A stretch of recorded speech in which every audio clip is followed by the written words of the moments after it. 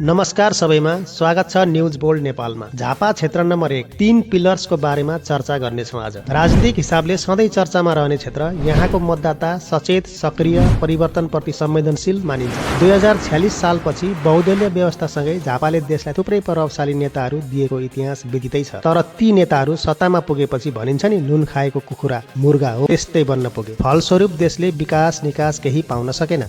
यस पटकको प्रतिनिधि सभा निर्वाचनमा मुख्य प्रतिस्पर्धा 3 उम्मेद्वार बीच देखिन्छ। पहिलो, राष्ट्रिय स्वतन्त्र पार्टीकी उम्मेद्वार निशा डाँगी नयाँ पुस्ताको प्रतिनिधित्व गर्दै पारदर्शिता र सुशासनको एजेन्डा सहित मैदानमा उत्रिएकी छन्।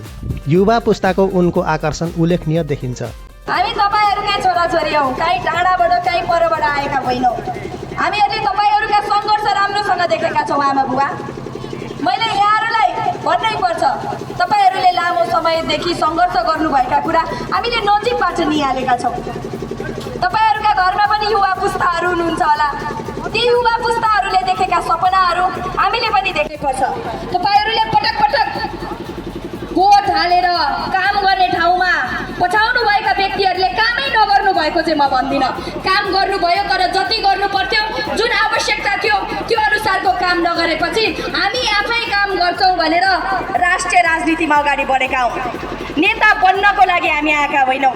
हामी यो देश बनाउन, यो ठाउँ बनाउन, गाउँ बनाउन र यो क्षेत्र बनाउनको लागि। र दोस्रो, नेपाली काङ्ग्रेसका केशव पाण्डे लामो राजनीतिक अनुभव र सङ्गठनात्मक पकड भएका उम्मेद्वार मानिन्छन्। परम्परागत मतदाता र पार्टी संरचनामा उनको बलियो प्रभाव छ।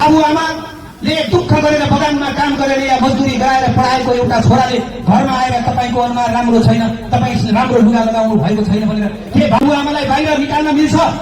योजना कहाँ छ? कार्यक्रम कहाँ छ? बेस कहाँ छ? कुनै पनि पार्टीको नीति सिद्धान्त र बेस त चाहिन्छ होला नि त। हिजो पनि हामीले लहर लहरमा कसैलाई भोट हाल्यो, अहिले पनि नयाँ मान्छे भएर केही मान्छेहरू भोट माग्दै गरेको म देख्छु। मैले यसो बुझेँ, को नयाँ मान्छे? म त एउटा नगरपालिकाको सदस्य पनि नभएको मान्छे हो। मैले बुझेँ अहिलेको सांसदको मत माग्दै गरेको मान्छे को हुन्?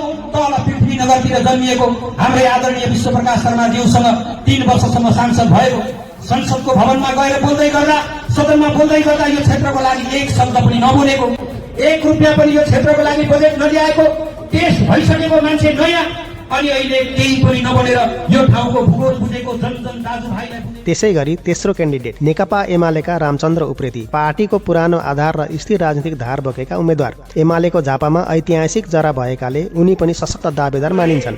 एकदमै मसिनो गरी बुझेको छु भन्ने मलाई लाग्छ। कसरी उत्पादन बढाउन सकिन्छ, कसरी राज्यको भलो हुने काम गर्न सकिन्छ, जनताको भलो हुने काम गर्न सकिन्छ, राजनीतिमा काम गरिरहँदा यहाँका समस्याहरूलाई, यहाँको भूगोललाई राम्ररी बुझेको छु। म व्यापारी पनि भएको हुनाले मान्छेहरूका सँग मेरो जुन संवाद भयो त्यसबाट मैले समाजलाई बुझेको छु। त्यो समाज के चाहन्छ मैले बुझेको छु। नीतिगत रूपमा गलत भएका कुराहरूलाई सच्याउने कुरामा र नयाँ नीति निर्माण गर्ने कुरामा मेरो भूमिका रहनेछ। सँगसँगै मेरो भूमिका विकाससँग पनि जोडिनेछ। ठुल्ठुला विकासका योजनाहरूमा, राष्ट्रिय योजनाहरूमा र हाम्रो क्षेत्रमा पर्ने योजनामा।